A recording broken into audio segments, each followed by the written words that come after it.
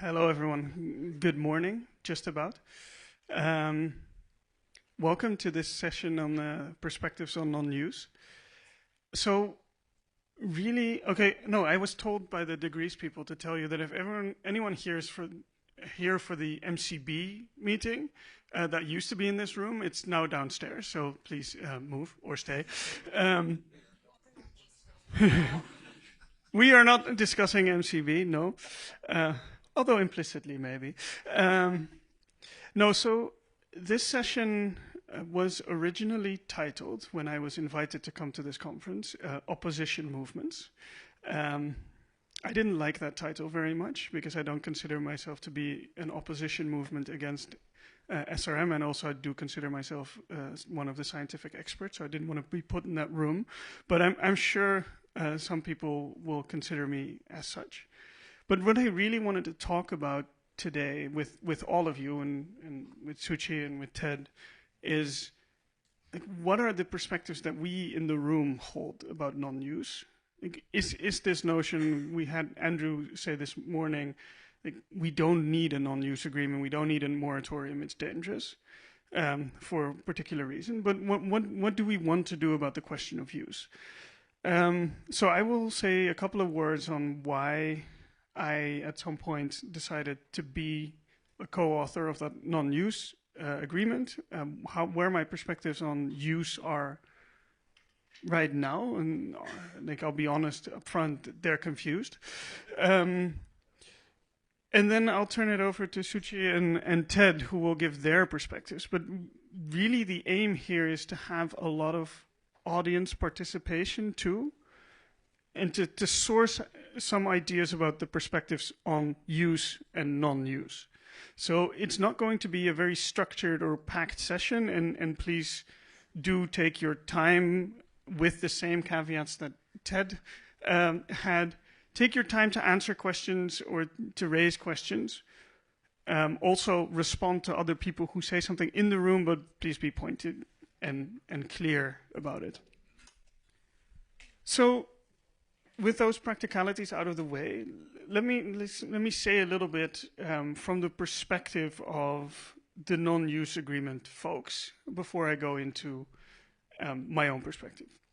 So the reason why we started talking about the need for a non-use agreement, and quite deliberately that more, to us, more open term of non-use instead of a moratorium, is that we were very concerned, and I think to a very serious degree still are very concerned, about all the implicit ways in which SRM normalizes beyond the immediate control of the scientific community itself. And I said this morning that we're going to be, at some point, maybe sort of looking back melancholically at the taboo, and I actually think that might happen very soon. So, for me, the intervention of the non-use agreement was really about staking a claim in a field, an open claim. It was never meant to be the end-all product. We need to talk about the question of how do we keep this off the table when we do more research, if we do more research. Now, there were differences of opinion within the group itself. Like, some people are clearly see SRM as sort of a devil's spawn that we shouldn't touch with a 10-foot pole. There are other people who think it just cannot be done within our geopolitical configurations. And there are people like me who worry mostly about science, society, culture, and politics interactions. That's also why we thought very critically, and I think Ted will say a couple of words about this later, but why we had a very specific perspective on that non-use should also include a fairly restrictive form of research governance. Not to ban it outright, but to make sure that these research projects or the research field as a whole doesn't create a sort of unstoppable momentum filled with people who have careers or institutions who have a stake in it, with policies that have to be justified down the line that create a conversation about SRM that is so normalized, so self-evident that you cannot walk it back. Now, so that was the underlying rationale for having it. And I had just personally also come off a long research project around how CDR became an implicit assumption in climate politics very quickly and basically through the power of scientific assessment.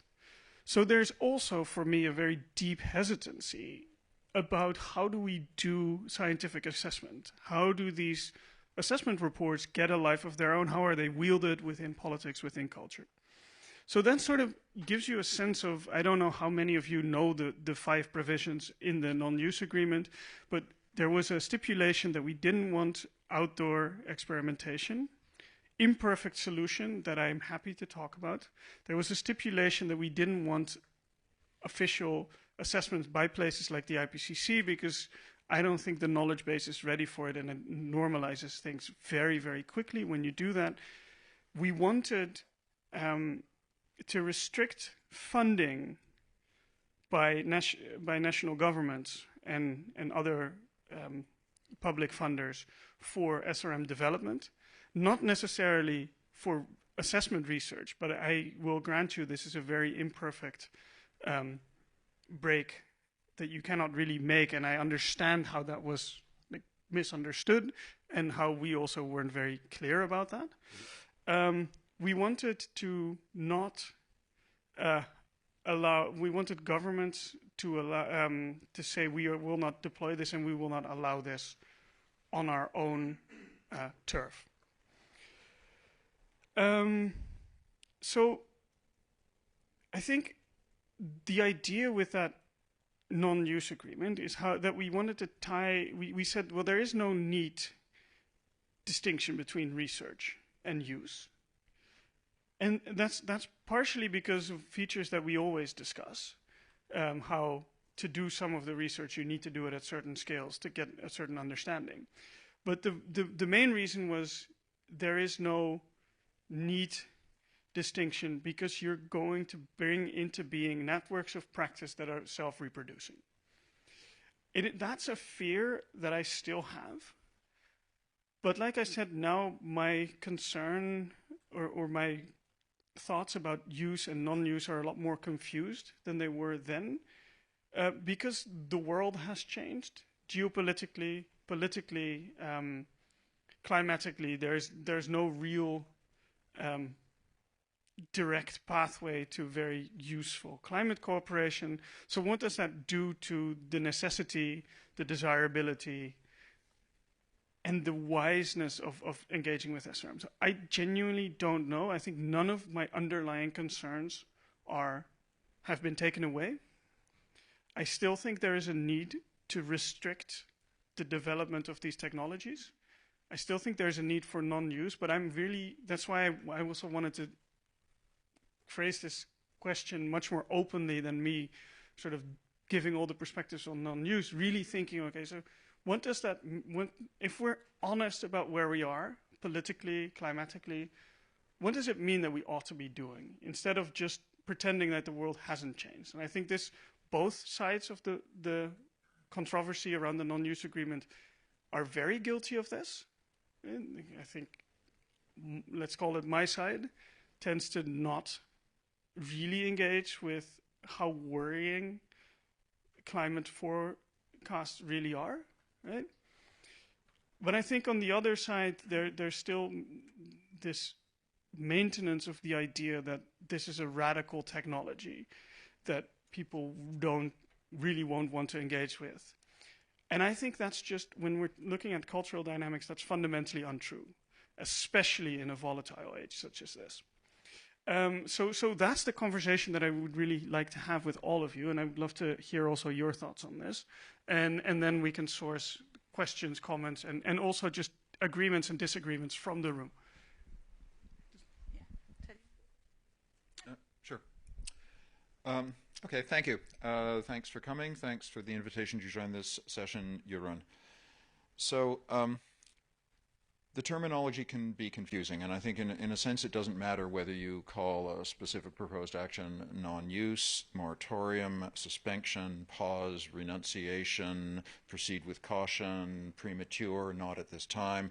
There's, you know, we're searching the space for words that would somehow make the proposed actions less contentious or less risky or more attractive, and I think that's a futile endeavor. We have to dig in and ask, what is the substance of the things that people are proposing to do, why do they want to do them, and then what are the concrete characteristics of the things they propose that would have some reasonably foreseeable effect upon the aims that they might pursue, the pitfalls or risks that they might pose.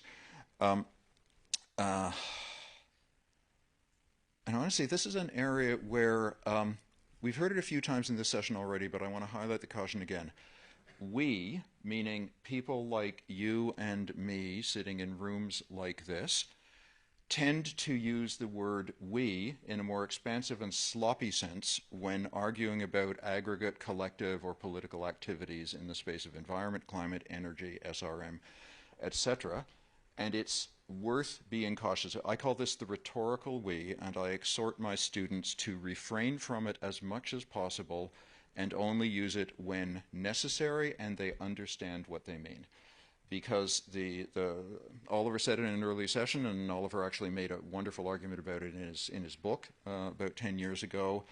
It tends to sloppily or intentionally presume a commonality of perspective and interest among a large, diffuse, ill-defined group of people, which might or might not exist, and certainly cannot be assumed in the absence of information and consultation. So whether we call it a non-use agreement, a moratorium, or something else, what's it mean? There's a few concrete dimensions of actions that might be proposed or undertaken, all in the space of deciding today that there's something that someone might choose to do that we're worried about, and we want to do near-term things to reduce the likelihood of their doing it or the harms that might result. But the challenge in that is that whatever we is making those decisions today, first, might not include even today the collection of all relevant actors who influence the outcomes, and it certainly does not include the uncertain decision makers in the future who would actually control what happens. So with that stipulation, what does it mean to propose or adopt a non-use agreement or a moratorium? So that involves specifying some set of actors who make some agreement to suspend or renounce certain activities that are either within their power or authority or within the power or authority of those under their jurisdiction. So it's like a government could do it and say, we, the government of Germany or the United States, will not do these certain things, or such a government can also say, we will not authorize our citizens or enterprises to do such things. And they can also say, we'll lobby or consult with our counterpart governments and international organizations to try to assure that nobody does such things. So there's a who involved in the adoption of such a thing. There's also a who involved in who actually gets constrained by the thing, and not quite identical, but that's a little bit of a precious academic distinction I think we don't need to go into. Crucially, there's a what. How is that thing which is suspended, renounced, or moratorium defined, and what are its boundaries, and how are those boundaries chosen to be reasonably likely to achieve good outcomes and the dimensions that are desired? And then crucially, how long or for what conditions does it last? Because although some people in the rhetoric and argumentation over this, and including actually some panelists this morning in the plenary, have identified a moratorium as being temporary or conditional suspension of something, and a non-use agreement as being not necessarily temporary or conditional. I think in any case you have to think about, well, whatever you're doing, how long or under what conditions does it last, and what are the implications of that? So the boundaries of what is suspended have been the most prominent point of contention in the debate over the proposed non-use agreement. I really commend Jeroen for being here and facilitating this conversation, because we have been on opposite sides of a rather heated argument. We've found more common ground in recent discussions. But to the extent that I have been a critic of the non-use agreement, the principal substantive basis for my criticism has been that it's not a non-use agreement, because if use means anything, it means something about doing things for operational purposes at a scale that matters. And the 5 elements of renunciation in the non-use agreement include only 1 that matches that description, and 4 others that are much more contestable in terms of their merit or their linkage to the potential harms that are sought to be avoided. So there are a whole bunch of ways of drawing boundaries between the stuff that we want to do now and the stuff that we worry someone might do in the future that might do a lot of harm. And drawing the boundary is really hard. Since Asilomar, 2009, 2010 or so on, the outcome of the Asilomar meeting was big research is a problem, small research is not a problem. Big research needs much more aggressive scrutiny and consultation and governance than small. But they made 0 progress on saying what's big, what's small, and what are the content of the differences. And I want to say I'm not sure there's been a lot of progress in that since then. I don't think public funding or outdoor experiments of any scale are a coherent or effective way to draw any boundary in any way that is meaningfully connected to collective risk or collective benefits. There may be boundaries related to scale of intervention that are more coherent and for which a provisional temporary renunciation of stuff bigger than that boundary makes a great deal of sense. There may be specific elements of technology development that really materially define a trajectory of investment and scale expansion toward climatically meaningful deployment that might be good objects for renunciation. Outdoor experiments are not a coherent boundary. The reason outdoor experiments are so salient, it's a matter of political tactics. They are a point of acute vulnerability that is easy to mobilize opposition to. And that is not, I mean, that might be a necessary compromise in a world of sharp-elbowed politics, but it's not substantively defensible in terms of risk. I could say a lot more, and I don't want to. I have more to say on related topics, but maybe that's enough to get things started. I'm going to turn it over to Shuchi. Thank you. Thanks, Ted, and thanks, Jeroen, for inviting me to speak. I just want to make a few points that hopefully can guide the discussion in a constructive way. I think what I really struggle with in the context of this debate is that it has lived in this kind of extremely academic world of philosophizing about what non-use means, or these kind of really grand global versions of the best things that could happen on either side of the debate. We're missing the practicality of implementing these types of ideas, and in doing the types of work that the non-use agreement even tries to advocate for, like engagement and like representation, are not actually engaged with in reality. And in the course of my work and doing a lot of this engagement, we make so many assumptions about what we think people think, and those assumptions then ultimately guide a lot of the views around non-use. And I really struggle with that because we're moving forward in directions based on completely unstable foundations.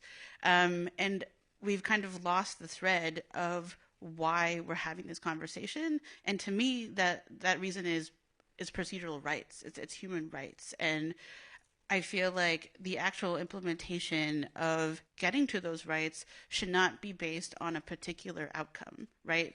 That loses the entire procedural context. And we don't get to decide when those rights apply. We don't get to decide that, non-use is in theory the, more just outcome. So we get to skip the steps of the procedural needs of this field. And I think, in that vein, I think one of the words that I really struggle with in the context of this debate is this notion of normalization. And that normalization is bad because that means we'll talk about SRM more and make it more likely. To me, what normalization means is an informed public. It means that you have an understanding of what SRM is so people can participate in processes that are meaningful to them. Normalization could also mean that people normalize that SRM is terrifying and insane, right? Like this notion that we need to keep information away from people is anti-democratic. And so I struggle with that in this very particular context because I think a lot of the arguments we have on both sides of the spectrum, both on use and non-use, lives in this kind of inherent privilege. This privilege that we've engaged with this topic, we spent a lot of time on it, and we know what's best. And so people, everywhere else don't deserve that same privilege because we've created this like expert class that knows already.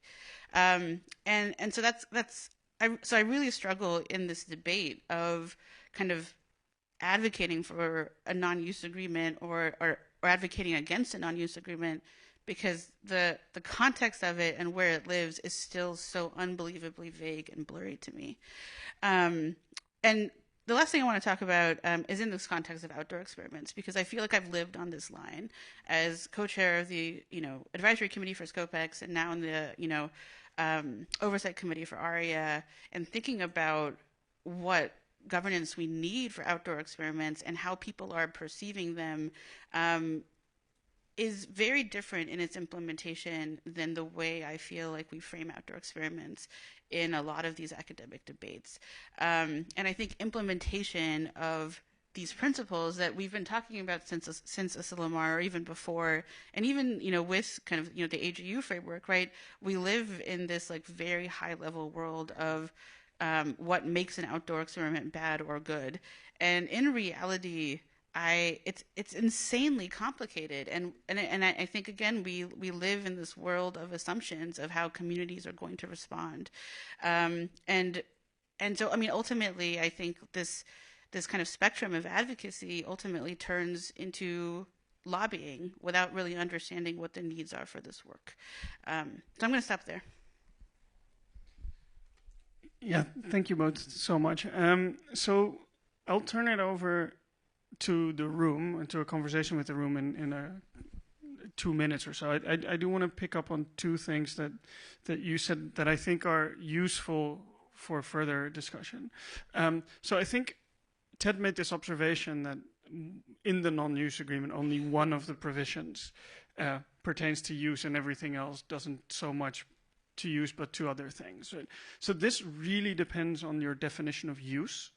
And where you draw that distinction. I will say this. I think the two provisions that I have, I guess, always felt somewhat uncomfortable with, but definitely in retrospect, were never meant to be taken as rigidly as they were. One about the outdoor experimentation. Yes, it's an extremely imperfect solution. It was meant to be something that was taken up in later political negotiation, and where do we draw the boundaries? But there is no neat boundary to draw, right? So uncomfortable with that. I will also say, I think in this changed space, the question of public funding needs to be on the table, because I'd really much rather have public funding than all the tech money that is flowing into this space right now. That makes me very scared. I think the other thing that I want to draw out, and also to say that we are playing a bit of a language game here, but it's important, is that when Shuchi talks about normalization means something fundamentally different to me. And it's about the cynicism that you might have about what do you trust, what do you not trust. When I talk about normalization, I talk about a process that sort of preempts democratic debate about this. That it becomes a sort of self-evident assumption in our policy worlds, in our political worlds, maybe even in our culture, without people actually being asked to weigh in on this. And I keep using the example of carbon dioxide removal, but there are, of course, tons of other technologies that we can think about in other developments. And the way AI is shoved down our throats, I think, is the easiest example, but there are many other things. And in that light, I think I want to respond to something Andrew said in the plenary that I thought was really insightful, and I think it was honest, and I was really thankful for it. That when you look at it from a policy perspective, sometimes how much informed consent do you really need, because you'll start doing things, right? And I think that's fundamentally the way of the world, and we need to be honest about that. But that also means that there are all kinds of trajectories that sort of feed into the policy world, into the scientific world, that never really engage with political debate. I don't think that's necessarily a problem, but we need to be very careful, we in this room, Ted, we in this community, with how we think about that. And that to me is the space also for thinking about non-use. Now, I think we would simply love to hear your thoughts on what is the place of non-use, how do we define use, how do we draw boundaries. I do want to say this before I will give you the floor. And clearly we're all here really trying to formulate and reformulate our thoughts, also to be vulnerable with our thoughts, to be honest. So I would implore you to do the same, right? To also be honest where you don't know, or where you're struggling, or where you may be changing your mind, because this can be very easily sort of devolve into a conversation, but you said this, I said that. I'm not that interested in that. I hope you aren't either. So with that, I'd love to hear some of your thoughts. And I see Pete's already raising his hand. So Pete, that's very convenient because the mic is behind you, so you can just grab it. Yep, on the counter. Where it was. It should be there. Oh. Yeah, so I think... and just, I think let's introduce a practical thing, which apparently economists use all the time, but I also use it in, like, when I teach. If you have an unrelated concern, raise your whole hand. If you want to jump in on something that someone said immediately, raise 2 fingers, right? So that we can. Yes. Yeah. Okay, thanks. Well, it's going to a great introduction. I think one of the things that troubles a lot of us about the non-use agreement is that it starts with an answer. That the concerns that motivate it will materialize and will prove very damaging. What would it look like to turn that into a question, pursue it in a procedurally just way, and then reach a conclusion either to go down a non-use route or to go down the route of use? I guess I'll open that up to all of you. Or maybe Jeroen first, but... Yeah, but I'm immediately opening it up to the room as well. I think you wanted to jump in, right?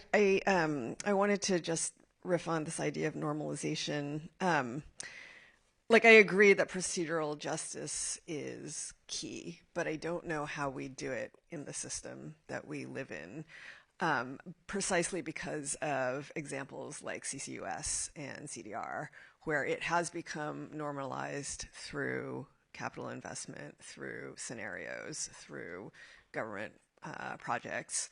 And I think of so many examples where we haven't had any input, and I wish there had been a non-use agreement first. Like, we're all dependent on gasoline cars, and we didn't get to, vote on that.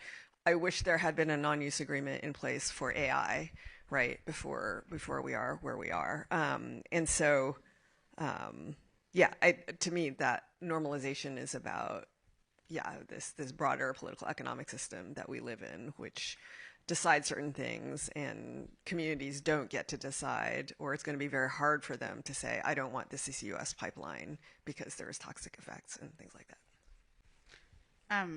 I just wanted to respond to that really briefly, because I agree. We live in an extremely imperfect world, and I lived in CDR for a really long time, and I watched this happen, and it's been terrifying, right? And one of the reasons I wanted to do this work in SRM around capacity building is because I do think we're in a window of opportunity to shift the foundations on which SRM discussions happen in a way that CDR didn't. I think we've made a lot of mistakes for a lot of different technologies, and I think, those mistakes are happening in SRM, but I think this kind of focus on capacity building and on kind of different types of communities is something that I still think we are in this kind of space to maybe have happen in a different way. And I recognize the idealism of that and the naivete, but if I just assume that that's not possible, then I assume procedural justice isn't possible. And so, but I do think, like, and to kind of answer this question about normalization, I agree that that's not the version that I feel like we had just different definitions of that word. And I agree, like, AI has been kind of the worst version of that kind of outcome. But I feel like right now in SRM, it doesn't exist yet. So when we talk about fears of normalization, I feel like we're making assumptions about where SRM could go when we haven't made any effort to kind of live in a space where we could have an informed democracy to make those choices. And that's kind of where I differ with you on that one. Yeah, maybe before we're jumping in on a slightly different topic, Pete, I think your point, it starts out from answers, and not all of that is definitive, right? I think we'll differ on this. That I think in the world that we live in, for me, a lot of these things are foregone conclusions. A lot of these developments, like the fact that I really genuinely see no path to a just, inclusive, let alone democratic governance of this technology. I really just don't see it. That doesn't preempt the need for a conversation about this, right? Or that doesn't mean that I don't think what you're doing, for example, is extremely fruitful. I think it actually is. Precisely for that reason, it's really important. But I wanted to say that. So on the one hand, I agree with you. On the other hand, I can't turn off the fact that I have these very deep assumptions and intuitions about how the world works. And I want to be honest about those. And I think, again, this is also, again, my plea for honesty, that we all have these ideological structures, right? Every single person in this room has assumptions about how humans operate, what a good life is. Like, that's a very fundamental conversation that comes up every time. And it will influence everything that you do with this. So, and that's where we're going to differ in the end. David. So this is new topic, and maybe this will be a little bit vague, but I want to introduce something that feels like it cuts across some of these conversations. So we've had in this meeting and in this individual session, both implicitly the question about Trump, what's happening in U.S. politics, and on the other hand, all these questions and needs for different kinds of deliberative democracy or local control and engagement. And I think it's important to think to me about the connections between those two. And maybe this ties back to something Andrew said. So if we had, which we very much don't, really healthy, well-functioning, effective democracies that were not influenced by money and yada yada, in such a world, then I think in many cases the democratic decision makers should be allowed to just make these decisions. I don't think everything should be done on a local basis, but we evidently don't have that. The Trump phenomena is related to a failure of democracy that's quite profound, and I think that's connected with what many of us are trying to do here with thinking about ways to do engagement or local control or deliberative democracy, which are trying to essentially bridge around the fact that the center is broken, the fact that we don't have democratic systems at a high level that work very well. I just want to kind of throw that out there for comment, to kind of connect these two threads.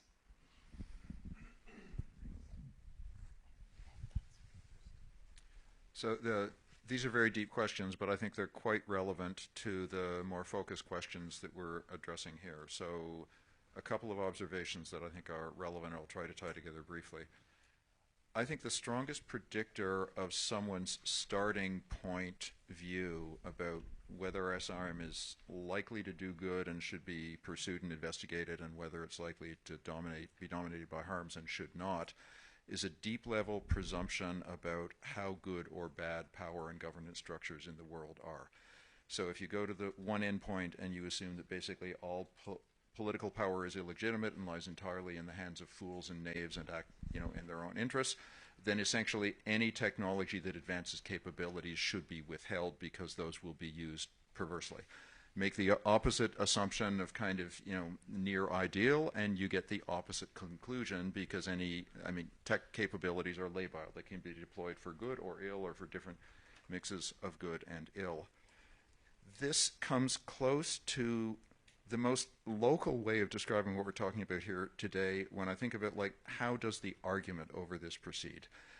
And one of the characteristics of the argument over SRM that most deeply distresses me is the degree to which it's dominated by what lawyers call burden-shifting arguments, as opposed to explicit reasoning based upon evidence or acknowledged argument. A burden-shifting argument is something you do to change the terms of the debate before anybody opens their mouth by saying, in order for you to be allowed to proceed with this thing you want to do, you must first demonstrate these things to me. So in the non-use agreement paper, there's basically a set of claims about the impossibility of governing SRM in the context of the current unjust international order of politics. And at least a presumption, if not explicitly stated, that in order to proceed with investigation, development, etc., or SRM, anybody who proposes to do so must first demonstrate the possibility of a rational, legitimate, just governing system to deploy subsequent use.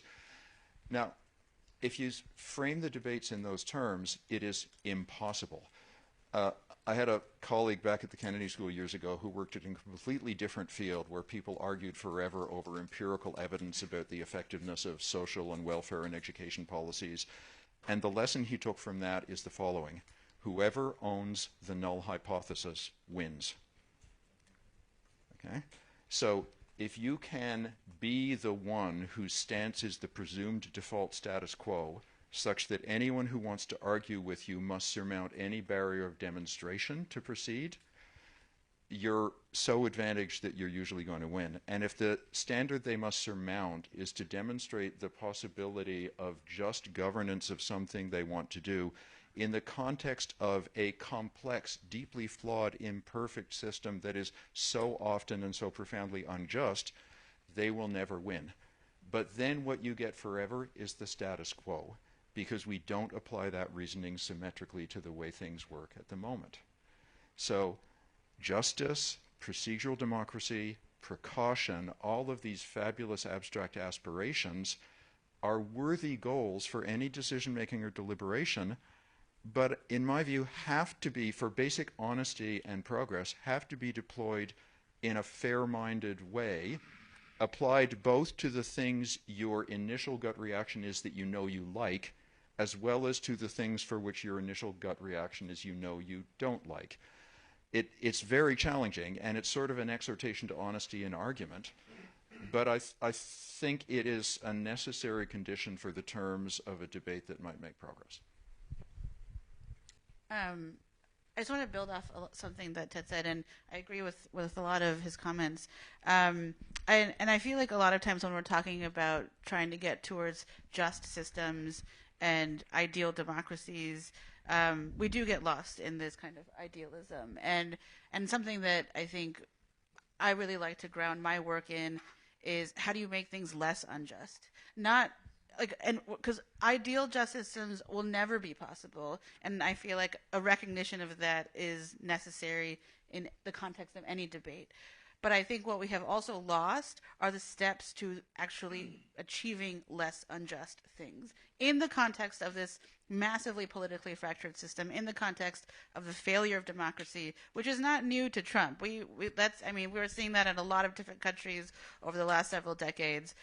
We're just seeing it in a new, harsh light in a place where we thought we were an exception. So it feels harsher, but we're not. And I think, and that's the we of the American we, but this is not new. And I think thinking about how you make things less bad is something a lot of people have been thinking about in a lot of countries for a long time. And we have a lot of lessons to learn and implement in SRM to do that. And I think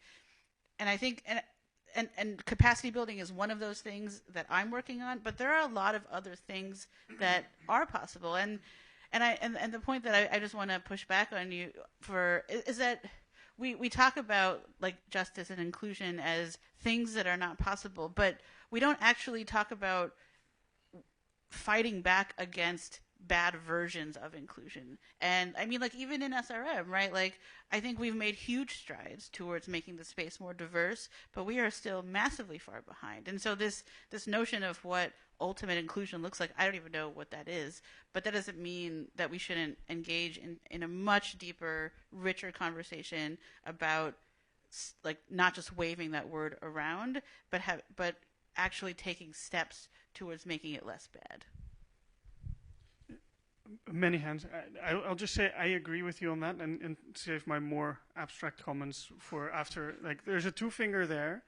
Then I have one here, and then I have you there. So Okay. go ahead. Mine is quick. I just wanted to disagree with Ted about, like, he said something like the way people look at SRM is whether they think governments are sort of good or bad or going to exert their power in good or bad ways. I think there's so many other reasons why people disagree with SRM that have to do with hubris, or, you know, humans tend to do things they think are going to work out well and they end up having huge unintended consequences, or views about humans and nature or the role of God, or, like, there's just so many other things that actually people's objections to SRM are located in, besides this issue of how is a government going to work. So I just wanted to throw this out there because I just disagree with that statement. I feel there's a lot of anxiety about not being able to do something, change something in time because of the urgency. So there's mention of status quo, and I want to depart from the status quo. But I feel that this techno-utopian solution that we're trying to propose is exactly conserving the status quo of how we deal with problems. So it's preventing us from really doing the hard work of really going down and thinking about how do we involve, be more inclusive, and involve really everybody from the grassroots in this process, however difficult it takes. That's the hard work. And that's changing status quo, because the quick solution is how we have been trained, and that's how the system has evolved the way it is. Thank you for the mic. I also have to recognize my senior professor, Wamakoya, and Honorable Margaret, before I take the floor. My name is Lulu Hayenga, and I'm from a state council from Kenya. I am one of the people who is not so familiar with this topic, and so when I come, I am eavesdropping but listening at the same time, because I want to be part of your we. I want to make a comment that when we're talking about perspectives on non-use, I am interested that we seem to be funneling it down to the national, when for me it starts with the global, and we have to find a way to manage this on a global level. It is not America giving Kenya permission to use this. It is not Kenya giving America permission to use this, because whatever you do is going to affect me at one point. It is going to affect me because the nature, you know, I'm also learning science. The nature is going to affect me somehow. So basically, I tried to tie this into how I understand international humanitarian law. We have the ICRC, which governs. It is the main governing body, even though we have the United Nations. Would it be all right for us to think about degrees in such a way, and all you universities and institutions coming in to form that valid voice that all nations then buy into? We then become parties to that main institution, because there are very many we's, there are many voices, and I might not fit into your we. You see, but I do have a valid point, and my point must be maintained for my own future generations. So I just wanted to think about it in that way, and if my question is too rudimentary, please forgive me. Thank you.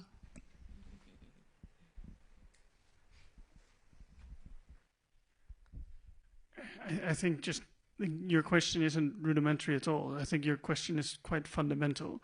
And I think this is also one of the observations for me in a conference like this, is that it's always a lot of our conversations are very practical. And the question always comes up, okay, so what do we do then? But by doing that, we tend to often forget to ask the fundamental question. So that's also why I'm really happy with a space like this, even if you might walk out more confused and not having like practical solutions, right? So, hi, thanks, Tom Prafter. I think just touching on exactly where you were there, I think this is an incredibly important conversation to have. I agree very much with Shuchi about, and I think all of you are saying that the world is unjust, power systems are unfair, The question is not, can we get to the perfect? The question is, how do we get to a less unjust process? How do we get to a less unjust outcome? But I want to just pull out something that's also, I think, knocking around a bit in the debate and highlighted it, and it's what keeps me up at night. It's what I think brings all of us here, which is the world doesn't stand still while we have these kinds of conversations. And this, as we all know, this is what happens in every aspect of life, particularly on a global scale. Those who care about justice, who care about equity, will rightly and have to, for their own integrity and for the good of the outcome, have these kinds of conversations, think it through, build thoughtful processes, etc., discuss things as we rightly are about non-use or moratorium. How do you regulate? How do you govern? There are also lots of people in the world, generally with a lot of power, who aren't interested in any of those things, who will just get on and move, and they change the world around you while we're having these conversations. And I'm not calling for, let's stop it, I'm just calling for being very mindful, I certainly am, about how to get that balance right between we engage, we think, we try and build the best you can, the least unjust, while also thinking about how do we do this that ultimately gets ahead of those who aren't going to care about any of these things and are going to keep moving the goalposts. I don't have an answer. It's just we need to keep that in our minds. Okay, just I'm taking chair's prerogative to respond, to sort of take it back to what happened, or where this whole conversation with a lot of two fingers started was David's observation about democracy, right? and democracy's failures. And there were a couple things that I think I wanted to draw out on that I think are relevant to the SRM debate as a whole. And I think fundamentally it is about the question, what do we consider to be democracy? And what do we consider to be a realistic, feasible, desirable amount of influence that people wield over technologies like this? And I suspect, you're saying rightly, we're waving all these terms around. I suspect that the answer to those questions are actually very different in this room. Because in the end, to what extent do we want real democratic decision-making? Or do people want that? To what extent is there just a technocratic aspect to decision-making that isn't fundamentally democratic? I think that's a question that needs to be on the table, that needs to be discussed in rooms like this. Because the answer likely won't be we want a fully democratic decision-making. And I'm sure that David might have a different opinion on how he wants that decision-making to take place than I do. This also ties into something you said about the null hypothesis, right? So I'm working a lot in a field that is about the discourses that make our reality, right? How through shared language we create a shared reality. And one of the most fundamental insights there is what we call the discursive paradox. So if you want to have an influence on the systems of power in the world, you can choose, if you're an activist, for example, you can choose to be outside of those systems of power and screaming at them, or you can choose to be inside, which was a choice a lot of environmental NGOs made in the 70s and 80s, for example. But then you have to start using the language of power. Then you have to engage on their terms. So you're sort of seeding the null hypothesis with an idea of having an influence. And so all of the question of what is democracy is so much more complex. And yes, we're in this moment in time where, because of democratic failures, but what do we consider to be democracy and what do we consider to be good decision-making and how do we make it better? I think that is why I want this to be an open-ended question instead of let's find the things. I have two fingers there, and then I'll do it here first, and then you'll get it, Matthias. Yeah, no, I just wanted to respond to that because I totally agree in that we have a lot of different definitions of democracy, and I think right now how decisions are made around a lot of emerging technologies are fundamentally not. I think we have made assumptions that we have democratic decision making around anything, and I think right now I am very acutely aware that SRM is moving in a lot of spaces completely undemocratically. There are a lot of choices being made unilaterally that we have no control around. But I think what we do have control around is creating the context in which that is happening and to start creating movements around shifting that. And I think, that does take time. Per Tom's point, right? A lot of these conversations can move really slowly, and it's problematic. But if we have more people investing in them and engaging in them, they can start to move more quickly. And it's outside of this we. There are, and per Lou's point, there's so many other we's that we have no idea that this conversation is even happening, and so yes, there are power systems that are going to make decisions, but those power systems are going to live in their own political realities. And we do have power around those political realities. And so, yeah, it does take time and we do move slowly, but we also have the option of moving as quickly as possible around those slow processes. Just very practically, so I have Matthias on 2 fingers, then I have a hand here that has been up for a long time. Then so we're going Matthias, then you'll get the floor, then Daniele gets the floor, and then you get the floor. Yeah, thanks. So riffing on the theme of imperfection and democracy, I would say none of us live in an ideal type democracy, and that may be a weird thing to say. I come from Switzerland. I don't think we have an ideal type democracy, far from it. And even if we had, I'm not sure that would yield perfect decisions. So I think we have to sometimes step back from that ideal type thinking. And also, I want to fundamentally question your assertion, Jeroen, that you can step out of power structures or power systems and yell at the power, because what you do with something like the non-use agreement is certainly not stepping out of power structures. It is, in fact, leveraging a different type of power. And I find that slightly odd as a claim. So I'm sure it is internally coherent in your way of analysis, but from where I'm standing, it is another form of power. I wasn't speaking about what we did with the non-use agreement. Okay, fair enough. Okay. Dennis Garrity, Healthy Planet Action Coalition. 2 quick questions. One specifically for Shuchi. You mentioned that something went wrong with the evolution of CDR that we don't want to happen in the case of SRM, if I understood you correctly. I'm curious to know what it was that went wrong with the CDR evolution. And then a broader question. We know that outdoor experiments with sulfur dioxide and similar materials are done with quantities of material that are totally insignificant to harm humans or ecosystems. Since that is the case, scientifically, what is the basis for restraining outdoor experiments?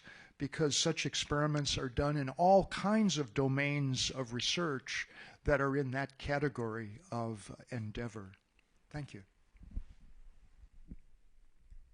I'll answer the CDR question and then pass it. And there isn't a singular thing that has gone wrong in CDR. There are a million things that have gone wrong in CDR.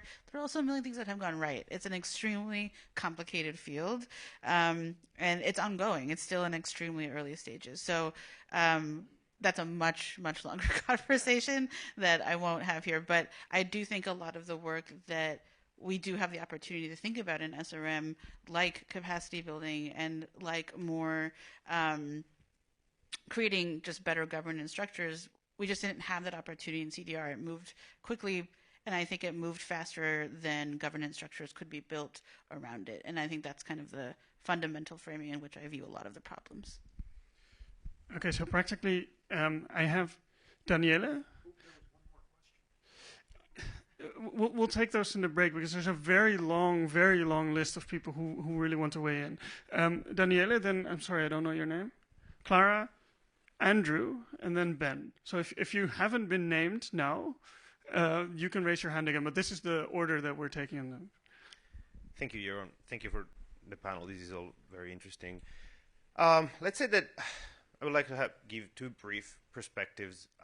One of them, the first is, something I also struggle with, which is democracy sounds great, but there are a lot of things for which, I am very uncomfortable with the thought that based on other people's ethical points of view, I have to restrain myself in one way or another, right? Since Jeroen invited us to be vulnerable, I can say that the way in which, for instance, LGBTQ rights have been sometimes put to a referendum has normally put out a lot of nastiness, and there's a lot of religious perspectives that eventually fundamentally have to constrain the way people want to live their life. And so this is something I've struggled a lot with. And potentially this, to me, is one of the main negative things that I got out of the non-use agreement perspective, in the sense that there is a strong sense that fundamentally the opposition to SRM is ethical and moral, which is absolutely legitimate, but I'm also uncomfortable with the thought that somebody else's perspective on ethics should sort of lead how demand how I live my life or I conduct my research. This leads me to the second point, which is sort of, I feel like I want to give sort of more of the scientist perspective on this and on no use as well, and leads back also to the CDR thing. Yeah, I think the scientific community has done not great on CDR for one specific reason, because it was not transparent over what was in the scenarios that they were studying. Again, for one specific reason, because there was a need at the IPCC level to show that 1.5 was feasible, that the political agreements over 1.5 degrees were doable just with a mix of mitigation and of CDR. And that created most of the need of CDR. It was demanded, actually. A lot of people wanted so much CDR so that they could show that, no, 1.5 is still alive. It would have been much more transparent to say it is not possible, given just on CDR and emission mitigation, unless we essentially cut off all our emission in 10 years. And one of the reasons why people were not transparent is because they knew that then at that point, SRM would have gotten into the conversation. So what to do at this point? Well, the way for me not to fall into this trap as a scientist is to actually demand radical transparency in the way we conduct research and we select the scenarios. It doesn't mean we're going to get it right, but it does mean that I think we should be way more upfront and honest in saying, these are the reasons why we're studying SRM, this is what we're doing. And to me, this can also then extend. The only way to do outdoor experiments in a way that builds public trust is to essentially argue in favor of them, not in an ideal way, oh, because that's science, but because actually I do think that there are a set of outdoor experiments that one will need years of planning to do, but that it will eventually increase our confidence in the outcomes of SRM and make decisions that are more informed. Is that also a risk? And that is a risk, of course, of the fact that this will feed back into the inevitability issue. But on the other hand, I think this is the right thing to do for me. And so, again, in the perspective towards no news, I think it would be useful to think more about also the fact that fundamentally scientists do feel like they have a duty to do the research that they think is right to do. And it's pretty hard to find where the threshold lies into preventing them from doing that research. Thank you, Daniela, for being so open about that. Clara here. Hi, thank you. I'm Clara. I work at DSU with Shuchi. I wonder, where is environmental collapse placed in the non-use agreement discussion? Because for the past years, attending different events from the non-use agreement, I get the impression that the SRM research community is inherently evil for trying to address environmental collapse through SRM. But then I guess the anti-research community can also be seen as the bad guys by just taking this passive approach that we shouldn't do research and just accept that environmental collapse is inevitable. So I just wonder, how are we talking about environmental collapse? Yes, since that's very clearly directed at me, I'll give a short answer on this. I was so happy to just pass the mic around. I think there's a two-part answer to this question. So clearly, like, there's a demonization on both sides, right? That I don't think is productive. If I thought it was productive, I wouldn't be here. I certainly wouldn't be making jokes about it all the time, right? So, but yeah, you can say that we get emails accusing us of genocide. Right? Like I'm sure David and Pete and Daniela can share their fair share of death threats that they've gotten. Right? So yeah, I mean that argument is easily made. I think on both sides it's ridiculous. People trying to do what they think's right. When it comes to environmental collapse, I think this is fundamentally one of the very weak spots of the non-use community. I think I also opened with it. I think I wouldn't say it's disingenuous per se, but I think it's a fundamental misreading of where we're at in terms of how serious the climate issue is. And again, this is also why I'm here, because I do see.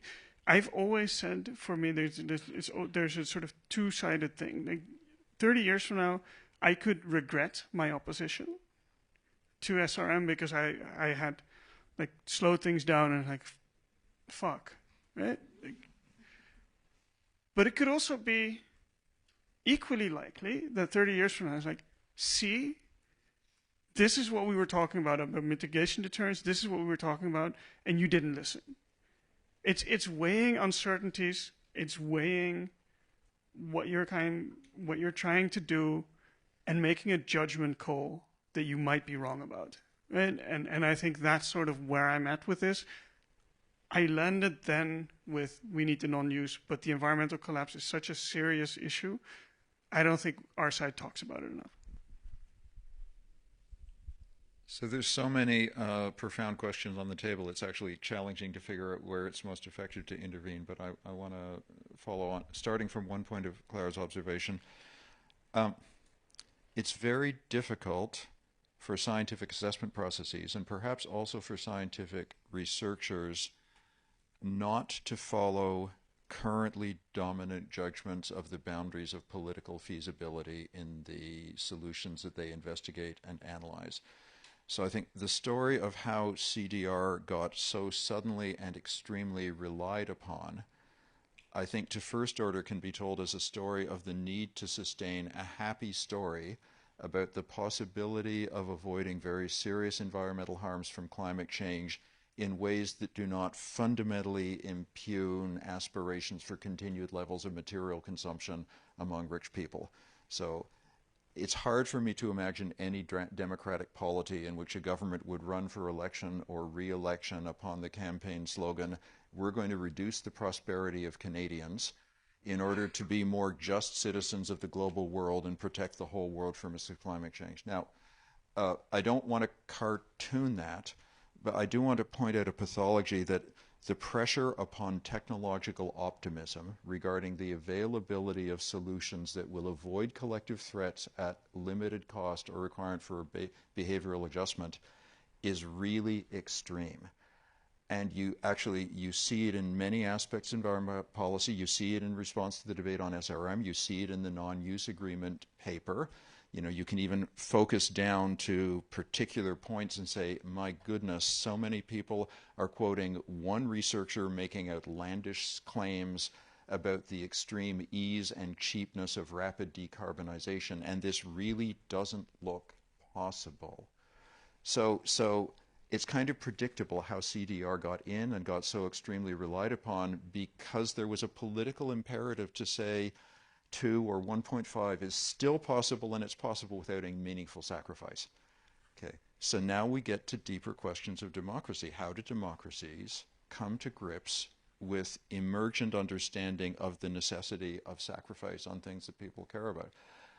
I have no answer to that. I have no answer to that historically that doesn't go to kind of dark scenarios of violent revolution or kind of, response following collapse. So SRM plays a role in this debate that I think it's actually less dangerous than the role that CDR played because of the dissimilarity. So I'd actually resist your characterization of talk about SRM as being techno-utopianism. I don't hear utopian aspirations in conversation about SRM anywhere. The closest I hear to that is what many critics have called a kind of an emergency rhetoric and a justification of extreme measures. But it's like, I don't know that I've ever heard anybody imagine a world sort of barely navigating through climate change with like aggressive emission cuts and wild investment in removals and some SRM as being a techno-utopian world. It's a world full of compromises and limitations and challenges, and one in which it's difficult, but I hope not impossible, to imagine legitimate political processes that would kind of navigate those trade-offs in a grown-up conversation kind of way. I've reasoned myself to a kind of very challenging set of paradoxes and impossibilities here. So as to whether conventional 18th century models of representative democracy or the sort of the aspiration of progressives for a universal direct democracy are better or worse at navigating hard choices like that, I don't actually have a clear answer because it's very difficult under many models. Oh my, isn't that bleak? Andrew's next in the back. Thanks very much. I wasn't planning to say anything in this session. I think people have heard enough from me this morning. But Jeroen thanked me for something I said downstairs, which is very gracious. But I think I said it poorly. If that's the message that you got, I wasn't claiming that. Some kind of technocratic view, which is sort of that public policies designed by institutions should be insulated from democratic politics at all. I'm saying in a reasonably well-functioning democracy, which is an elastic concept, that when you have an election, then people are elected who have a license to institute policies like that. And so, my son's a left steeped in C16, and he started reading Proudhon and Kropotkin, and had dinner with him. And David says, at 16, and he's well versed in this. So we talk about this quite a lot. But I don't think that public health choices should depend on people like me who know nothing about public health. Now, our current Secretary of Health disagrees with that, so he's perfectly happy to do that. And so for example, one example is when Shuchi and I worked at a department that was doing all this work on a long-duration advanced battery storage. We didn't need to pulse the American public on that. There was no harm in doing that kind of work. I think we had a license to do that because they just elected a president who had promised to deliver the most ambitious agenda on climate change in American history, and that was okay. The Trump, 2 more points. Trump, I kind of want to say, I agree with some of what's been said in the room and others. The last election in the United States elected Trump was not necessarily an undemocratic election. It was perfectly well democratic according to our standards. Lots of money involved, et cetera. The Democrats completely messed it up. And there's lots of ways, and I won't go into that. Happy to talk to people offline about the different ways that they do, and that's under much debate and discussion. He was democratically elected. All right, so what did people vote for? Things including rolling back all the climate stuff that we did, which we didn't do a very good job communicating the importance of that. But what's happening now, of course, he's undermining, destroying American democratic institutions and might succeed. So some of the things that were said downstairs about why I would not want the United States to be involved in SRM and a bunch of other things right now, partly because they're absolutely pulled out of the Paris Agreement, think climate change isn't real, et cetera, but also we don't have, Trump is tearing down the institutions which would give license to things like a national program on SRM. So third, I think this is where, and I think that the non-use agreement, and I respect a lot of the arguments in there, and some of them I agree with, but I think it's too generalized, right? So I absolutely agree that current international platforms on climate and climate-adjacent topics like the Framework Convention, the Montreal Protocol, et cetera, are not prepared to deal with SRM. They weren't designed to do anything on SRM. They're not there. Totally agree. But the only way you could conceivably get to something like that is for the working democracies in the world who are interested in doing work on this topic to create national programs and do them. And if we only have one in the world like ARIA, that's not going to get it. You got to have a few more so that you can actually see what works and what doesn't. And the only hope of ever having global governance that is adequate to dealing with SRM is to have national programs from which you can learn what works, what doesn't, and if nothing works, which would then lead me to conclusions that might be closer to yours. Yeah, so next up is Ben. I do want to remind everyone that when we're talking about the non-use agreement, right, we're talking about a 3,000-word perspectives article, not a fleshed-out policy proposal. So I do agree. It's fundamentally too generalized, but that was the point, because the fleshing out should have happened later. We can still do it. Hi, Ben Kravitz. Looking around the room, I haven't been working on this the longest in here, but I'm kind of up there. And I don't actually know how I feel about SRM or the non-use agreement. What I do know is, when I was thinking through this, I boiled it down to 3 fears. So we can debate about the framing of 1.5 degrees, 2 degrees. It's convenient, so I'll use it. 1.5 degrees, gone. 2 degrees, looking like it's going to be gone. The world we are headed toward is somewhere between ugly and terrifying. And so that's one point. And I teach this stuff. I don't like it, but it's what I do. SRM could help a lot. Could help a lot of people a whole lot if done well. It will probably not be done that well. Certainly not as well as I model it. It's going to be ugly. It's going to be messy. I hope it's not terrifying, but that is one of my fears.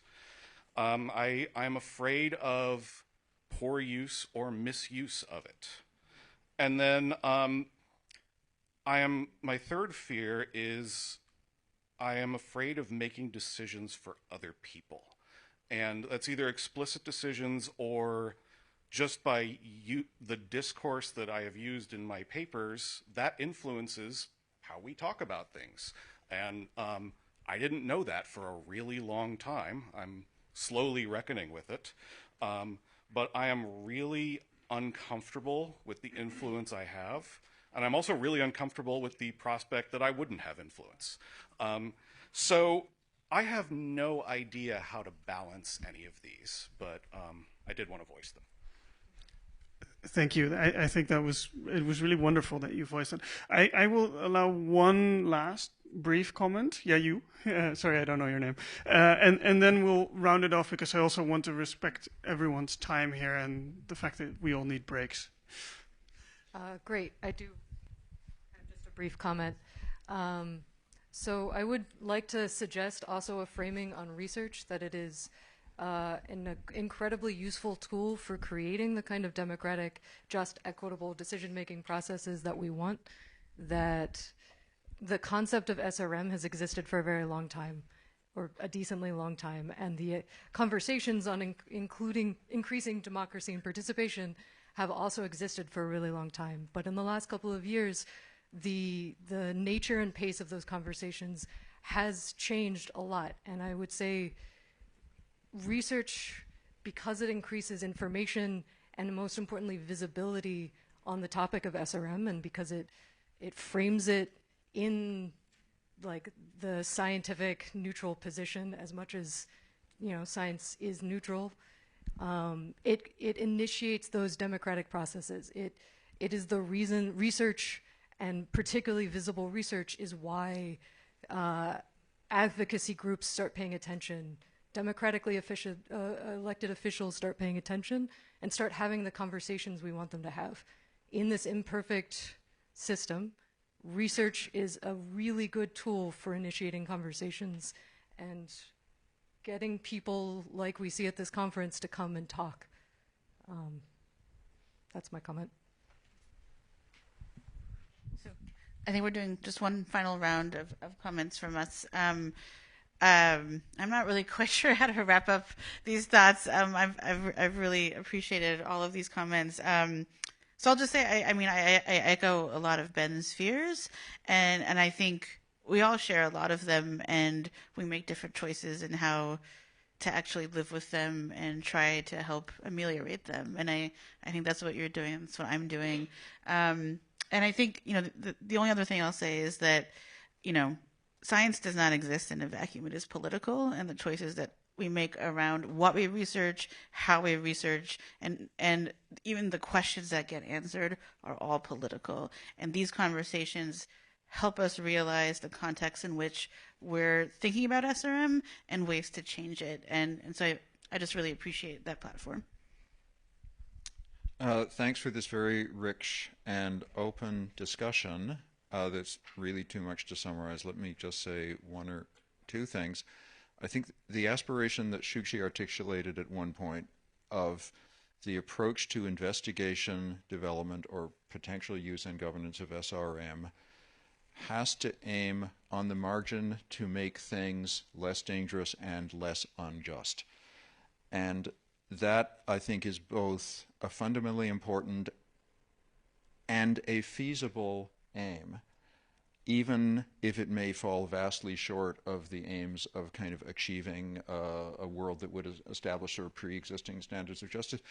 I think the steps toward that are procedural and participatory and knowledge-based. And I think, notwithstanding the pessimism of my remarks a moment ago, I feel excited and happy and optimistic based on this week of discussions, because what's happening here in terms of broadening of knowledge, participation, agency in the debate is a necessary condition for any incremental progress here.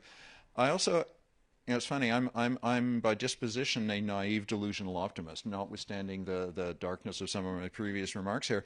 So I think it's not beyond the realm of possibility that deliberation over SRM and its role in climate change might actually have very large positive spillovers for effective limitation of climate risks for the world and for development of governance capabilities which actually can spill over and develop capacity and widely shared moving toward justice capacity for governing other global challenges, because climate's not the only one, right? We're in challenging times and there'll be a lot more of it, and grounds for fear, grounds for hope, you know, both are real, neither can be ignored, and we need to try to act responsibly in the context of those challenges.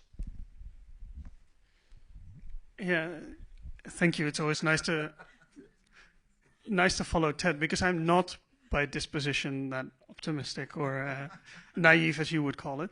I would never say that, Ted.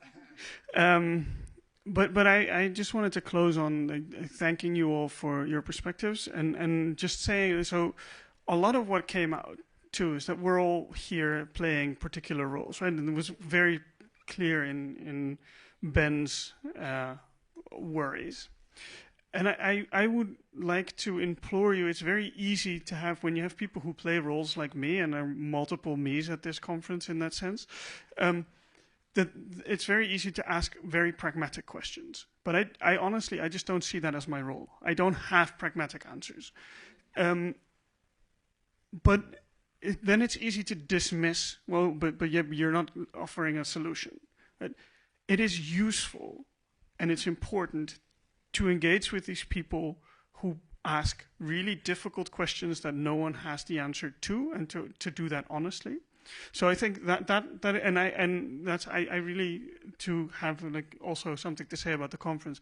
This conversation made me really hopeful. Other things about the conference make me uneasy with the way that the field's developing. But I want to close on that with one sort of final shameless self-plug. If you're interested in where all of these ideas are coming from, like why I'm thinking about it the way that I'm doing that, we just published a book called Captured Futures, The Drama of Environmental Politics. I have some flyers here if you want. My co-author is very good at self-promotion. He made me do this. I'm very uncomfortable with it. I'm very uncomfortable with self-promotion, but I would love to hear especially your thoughts, because I think a lot of you will disagree with a lot of things that are in the book, and I clearly love disagreement, so I hope you come at me.